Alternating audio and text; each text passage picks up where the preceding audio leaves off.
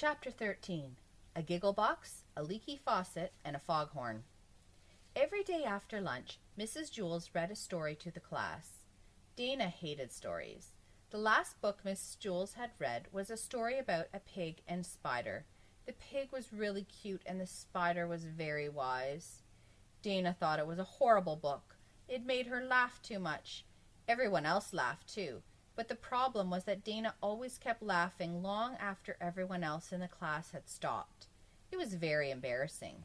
And sometimes she broke out laughing at parts that weren't even funny because she remembered something funny that had happened earlier. John called her a giggle box. That only made her laugh harder. Once, she started laughing in the middle of a math test because she remembered something funny the pig had said. "There goes the giggle box," said John. She didn't like John. But that wasn't the worst part of the book. In the end, the spider died. Dana couldn't stop crying, and she thought it was so silly, too, because in real life she didn't even like spiders. She squashed them all the time. John called her a leaky faucet. "Somebody better call a plumber to fix the leaky faucet," he said. She laughed through her tears. She didn't like John. Once, in music, they had learned a song about a dragon. When the song begins, the dragon is very brave, but then he loses his only friend, so he isn't brave anymore. He just goes back to his cave, where he is sad and lonely for the rest of his life. The song always made Dana cry. Every recess, John and Joe would chase after her, singing it. She'd run across the playground with her hands over her ears and tears streaming down her face. The bell rang. Lunch was over. Dana nervously walked up the stairs to Mrs. Jules' room. Mrs. Jules would start a new book today. She hoped it wouldn't be funny or sad.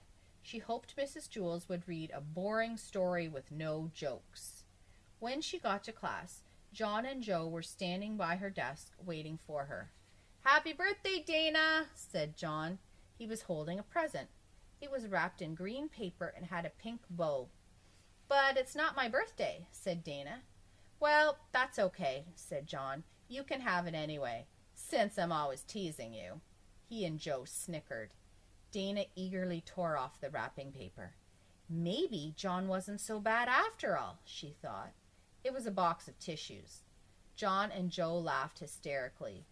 "That's not funny," said Dana. She raised her fist and started to chase after them.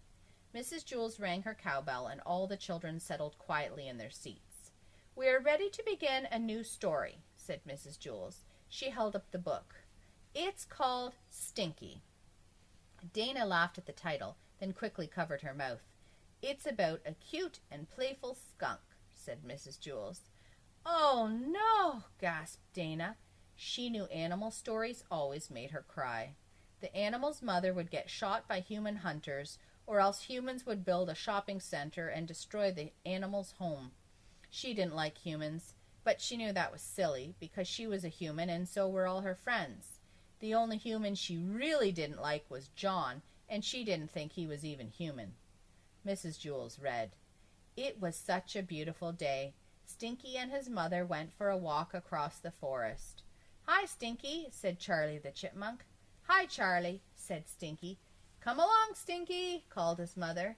Stinky hurried after her. They came to a road. Suddenly, Stinky heard a noise he had never heard before. It was very loud, like thunder. A car, driven by humans, was speeding toward him. "Look out!" shouted his mother. Stinky stopped in the middle of the road and stared at the oncoming car. He had never seen a car before. His mother pushed him out of the way just in time. He was safe, but unfortunately, the car ran over his mother. "Mama! Mama!" he sobbed over and over again, but his mother didn't answer. She was dead. Dana cried. "Uh-oh, there goes the leaky faucet," said John. He and Joe laughed. Donna sniffled and wiped her eyes, but the tears wouldn't stop. She just kept thinking about poor Stinky. What would he do without his mother, she wondered.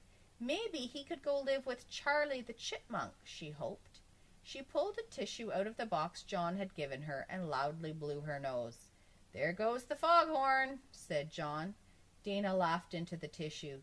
She blew her nose again, even louder. "It must be a very foggy day," said John.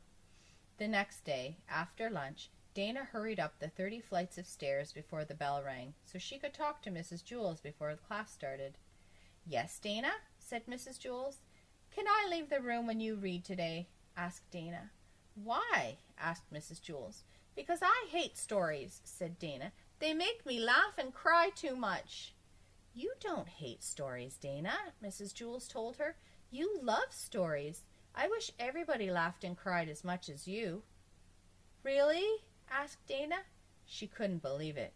All this time she thought she hated stories when really she loved them. She was glad she really loved stories. Suddenly she made a face. "Oh, yuck," she said. "What is it?" asked Mrs. Jewls. "What if I really love John, too?"